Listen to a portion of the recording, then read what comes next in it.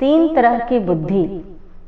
बुद्धि तीन तरह की हुआ करती है, तेलिया बुद्धि, मोतिया बुद्धि और नमदा बुद्धि। तेलिया बुद्धि इस तरह की होती है कि यदि तेल की एक बूंद भी पानी के ऊपर डाल दो तो वह धीरे धीरे पानी के ऊपर फैल जाएगा।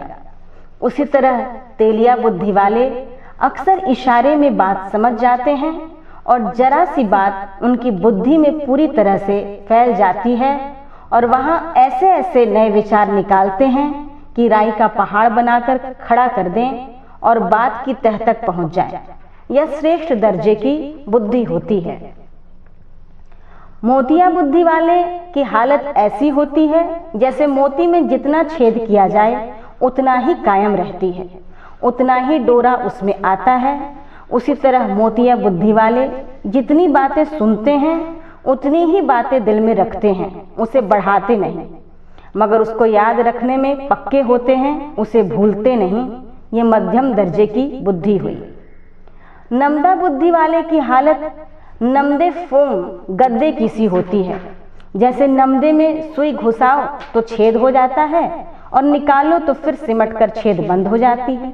ठीक उसी तरह से नमदा बुद्धि वाले को जो बात कही जाती है उस समय तक तो उसकी बुद्धि में समा जाती है और वे बहुत अच्छा कहकर मान भी लेते हैं, परंतु वहां से उठने के बाद सब भूल जाते हैं। जैसे एक कान से सुना तो दूसरे कान से उड़ा दी। उनके दिल में कोई असर पैदा नहीं होती। वे न तो उन बातों पर अमल कर सकते हैं और न ही कोई नतीजा निकाल सकते हैं। यह सबसे निम्न श्रेणी की बुद्धि होती है। दो तरह की दुनिया। दुनिया दो तरह की होती है, एक खुदा की और दूसरी खुदी की। यह जो फर्श से अर्श, जमीन से आकाश तक नजर आ रहा है, खुदा की दुनिया है, और जो मन से इस दुनिया से संबंध जोड़ लिए गए हैं, उसमें दिल फंसा हुआ है, वह खुदी की दुनिया है। इससे बचने के लिए भजन और अभ्यास जरूरी है, वरना खुदा की दुनिया तो वैसी ही रहेगी। न इसे कोई मिटा सकता है, न ही इससे बचकर भागा जा सकता है। यह किसी की हानि भी नहीं करती है। तमाम बखेड़ा खुदी की दुनिया का है। गृह त्याग। लाला नरहर प्रसाद साहब की मृत्यु के 3 वर्ष के पश्चात सन 1963 ईस्वी में, जब आपकी अवस्था 17 वर्ष की थी, उनकी धर्म पत्नी का भी शरीरांत हो गया। उनका अंतिम संस्कार आपने अपने हाथों संपन्न किया। पिता और धर्मपिता दोनों के संबंधी आपके दोनों परिवारों की संपत्तियों का उत्तराधिकारी बनाने के लिए पगड़ी आदि लेकर पीछे पड़े, परंतु आपने सबसे पल्ला छुड़ा लिया। अब आप पूर्ण स्वतंत्र थे। बोले, कुदरत को यह बात मंजूर नहीं। उसने हमको किसी विशेष काम के लिए पैदा किया है, इसलिए सबकी सरपरस्ती और माया से निकालकर हमें अपनी साया में ले लिया। बेड़ियों से ऐ जुनूं रिश्ता मेरा जाता रहा, जब से जुल्फों में फंसा यह सिलसिला जाता रहा।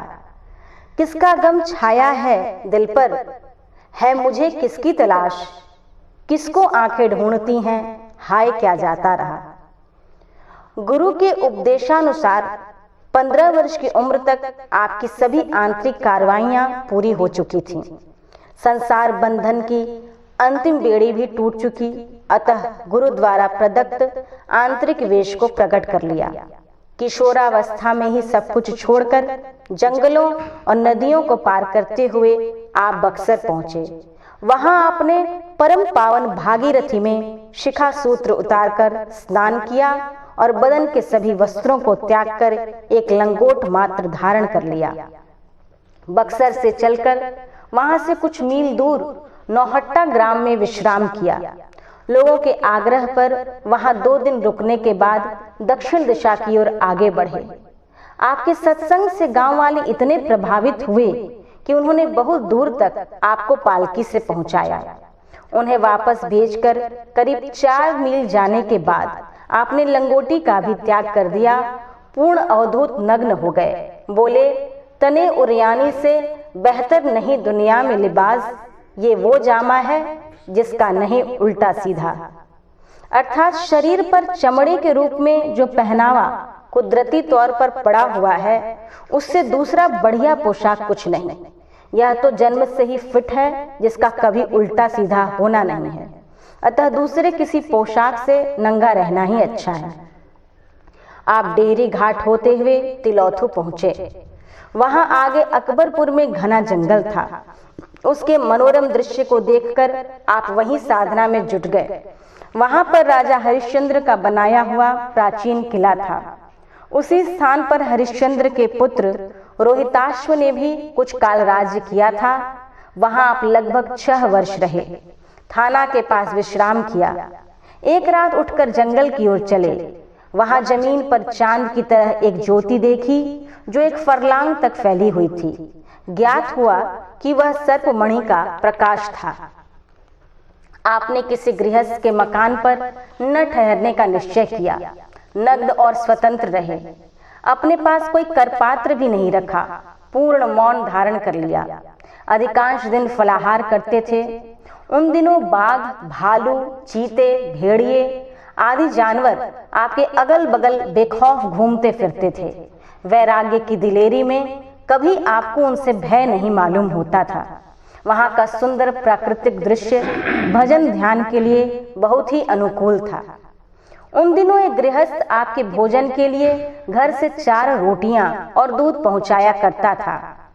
वह प्रतिदिन आपकी गुफा में भोजन रख जाता। आप घूमते घामते जब कभी वहां जाते, रोटी खाकर बर्तन वहीं रख छोड़ते थे। रोहतास किले में रहते वक्त वह प्रेमी सर्दी, गर्मी, धूप, वर्षा हर दशा में रोटी पहुंचाया करता था। एक दिन जब वह बर्तन लेने गया, देखा कि कल की रोटी ज्यों की त्यों धरी थी। उसने जंगल में इधर उधर घूमकर आपको ढूंढ निकाला। पूछने पर आपने बताया कि भोजन से झगड़े की बू आ रही थी, इसी से नहीं खाया। सचमुच उसकी पत्नी ने रोटी देने से यह कहते हुए ऐतराज किया था कि इतने दिनों से बाबा की सेवा करने पर भी उसे कोई लाभ नहीं हुआ। महाराज आवेश में आ गए। उस भक्त से बोल पड़े, बोलो, आज तक की कुल रोटियों में तुम्हारे कितने रुपए लगे होंगे? 2, 4, 8, 10, 12, 14, 16 या अधिक से अधिक 18,000 रुपए। जाओ, तुम्हें 18,000 मिल जाएगा और आइंदे भोजन मत लाना। वह भक्त श्री चरणों में गिरकर माफी मांगने लगा। उसे समझा बुझाकर विदा किया। बाद में उस आदमी को राजा द्वारा बख्शीश के रूप में 18,000 की संपत्ति मिल गई। उसी दिन आपके गुरु काशी वाले श्री परमहंस जी ने स्वप्न में दर्शन दिया और कहा कि साधु को एक स्थान पर रहने से भ्रमण करना अच्छा होता है। रमता जोगी बहता पानी ठहरे गंदला होए। आज्ञा पाकर आपने वहां से प्रस्थान किया।